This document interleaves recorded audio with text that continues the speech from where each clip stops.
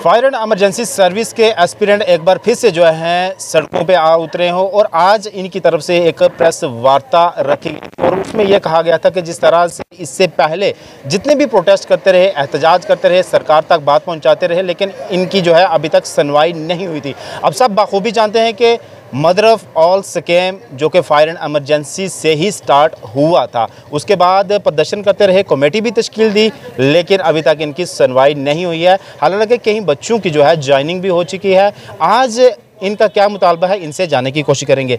आज आप फिर एक बार फिर से मीडिया के सामने आए हैं, क्या कुछ अब मुतालबा है? आज हमारा मीडिया में आने का ये मुतालबा था कि अगर कमेटी जो बनी थी, जो 2022 में बनी थी, 1 महीने का टाइम दिया था कमेटी को। 22 दिसंबर 2022 को कमेटी बनी थी, जिसको जनवरी तक ही अपना वो सबमिट करना था, अपनी रिपोर्ट सबमिट करनी थी। आर.के. गोयल साहब के नेतृत्व में ये कमेटी बनी थी, जिसके मेंबर थे लास्ट सेक्रेटरी और जेडीके के ऑफिसर। उनको 1 महीने का टाइम दिया गया था कि 1 महीने के अंदर अपनी रिपोर्ट सबमिट करो और हमें बताओ कि इसमें स्कैम हुआ कि नहीं हुआ है। लेकिन बदनसीबी की बात यह है कि 1 साल होने के बावजूद भी कमेटी ने अपनी रिपोर्ट आज तक नहीं जमा करी। इससे हमें ये लग रहा है कि ये जो कमेटी बनी है हमारे लिए नहीं बनी है, उन लोगों के लिए बनी है जिन्होंने स्कैम किया था, जिन्होंने चोरियां की, उन लोगों को पकड़ने के लिए ये कमेटी बनी है। हमारे जो सबूत दिए थे हमने इनको, हमने फेवरेटिज्म दिखाया था, हमने नेपोटिज्म दिखाया था, हमने बैंक ट्रांजेक्शन दिखाई थी, हमने वो बोर्ड दिखाई थी जहाँ पर पेपर लीक हुआ था, हमने वो बंदा सामने लाया था जिसने पेपर खरीदा था, जिस बंदे ने ट्रांजेक्शन की थी, हमने उनको सब कुछ दिया था। इवन कि हमने 100% काम इनको करके दिया था। इनको सिर्फ इनको हमारे सबूतों को वेरीफाई करना था कि ये सच है कि नहीं है, लेकिन उस वेरीफाई करने में इनको 1 साल लग गया। पिछले कहीं अरसे से आप प्रदर्शन कर रहे हैं, गर्मी हो, सर्दी हो, नवरात्रे हों, रमज़ान हो, आप लगातार बैठे रहे, सरकार के कानून तक, एडमिनिस्ट्रेशन के कानून तक जूं तक नहीं रहेंगी। अब मैं आपसे ये पूछूंगा कि जिस तरह से आर.के. गोयल साहब की कमेटी जो बनी थी, उसके बाद आप उनसे जाकर मिले?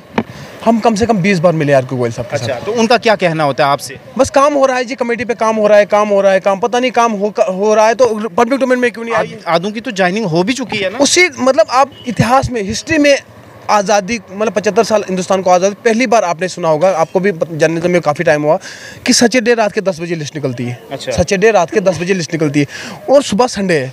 संडे के सुबह 8 बजे डीजी साहब आर्डर निकालते हैं कि जो भी लड़का, जो भी इसमें जिसका नाम आया है, वो नज़दीकी फायर सर्विस स्टेशन में जाके अपनी ज्वाइनिंग डाल दे।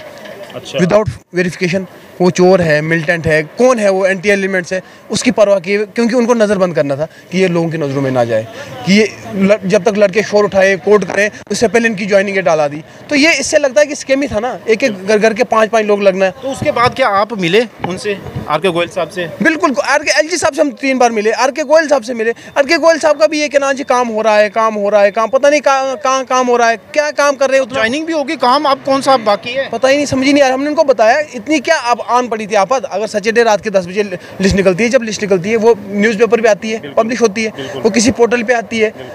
जब डिपार्टमेंट ने लिस्ट निकाली, कहीं न्यूज़पेपर पे नहीं आई, वो सिर्फ उसने अपनी साइट पे निकाली, अपनी डिपार्टमेंट की वेबसाइट पे निकाली लिस्ट, और दूसरे दिन ज्वाइनिंग डालना शुरू कर दी विदाउट वेरिफिकेशन, विदाउट मतलब कुछ नहीं किया उन्होंने। मतलब एक होता ना कि बंदे को देखें यार, बंदा चोर तो नहीं है, लूट तो नहीं, इसके खिलाफ एफआईआर तो नहीं है, वो नहीं देखा, सिर्फ उनको ला के। तो आप यकीन करोगे एक बंदा जेल में था। अच्छा।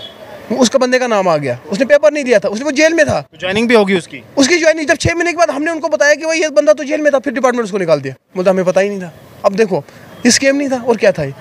इससे बदनसीबी वाली बात नहीं है कि जब से 370 और 35 से एब्रोगेट किया है, ये ऐसे लोग उन्होंने यहाँ पर लाए हैं ना, चाहे वो यूपी से लाए हैं, बिहार से लाए, कहीं से भी लाए, तो इन्होंने अब दुख होता है पढ़ लिख कर, इससे बेहतर था कि ऐसे ही रहना।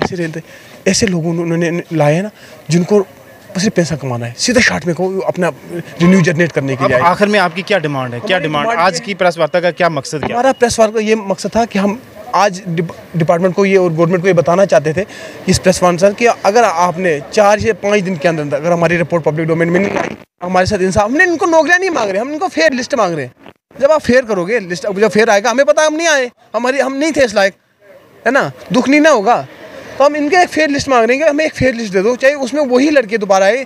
अब जिस लड़के को वर्बली पेपर ही नहीं पढ़ सकता है, जो लड़का आपको, अगर आपको एप्पल की स्पेलिंग नहीं आती, अपने बाप के नाम की स्पेलिंग नहीं आती, और वो लड़का 100 में से 96 नंबर लाता है, ये पॉसिबल? मुझे बताओ कितना तुक्का लगेगा? जिस बंदे को अपने बाप की स्पेलिंग ही नहीं आती, जिस बंदे ने 10वीं 8 बार पेपर दे के पास की, अब वो बंदा टॉपर है, मुझे बताओ दुख नहीं होगा? की बीजेपी क्या कहती थी 2014, कांग्रेस को हटाओ, ये करप्ट है, लाओ, हम अच्छा काम करेंगे, हम यूथ एम्पावरमेंट की बात करते थे, ये यूथ ट्रांसपेरेंसी, ये यूथ ट्रांसपेरेंसी देखिए आपको कहीं 3 साल से हम कोई सुन रहा है हमारी बात? कितना समय दे रहे हैं, कितने समय में आपकी जो है वो लिस्ट शो करें?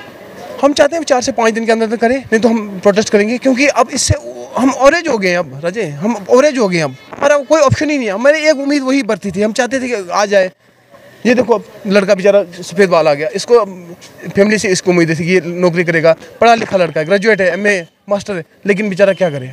इसका नंबर आता था कि कोई और लग गया जो 10वीं पास था। तो यही हम गलत डिमांड नहीं कर रहे हैं, हम इनका सिर्फ एक फेयर लिस्ट मांग रहे हैं। चलें, बहुत शुक्रिया। तो जिस तरह से आपने सुना, लगातार इनका एक ही मुतालबा है कि हमारे साथ जो है इंसाफ किया जाए, फेयर लिस्ट निकाली जाए। हालांकि इसमें बहुत बड़ी धांधली हुई है, इसके ऊपर अलजी साहब ने कमेटी भी बनाई थी, लेकिन अभी तक जो है उनकी रिपोर्ट जो है सबमिट नहीं हुई है। परेशान हैं, फिर से जो कह रहे हैं कि हमारी फेयर लिस्ट निकाली जाए, जो बच्चे लगे हैं ठीक है, हम नहीं एतराज़ कर रहे, लेकिन लिस्ट तो निकालें, फेयर लिस्ट निकालें। अगर 4-5 दिन के अंदर जो है लिस्ट नहीं निकालते हैं, हम फिर से जो है जम्मू में और अलग अलग जगहों में जो है धरना प्रदर्शन करेंगे। धन्यवाद।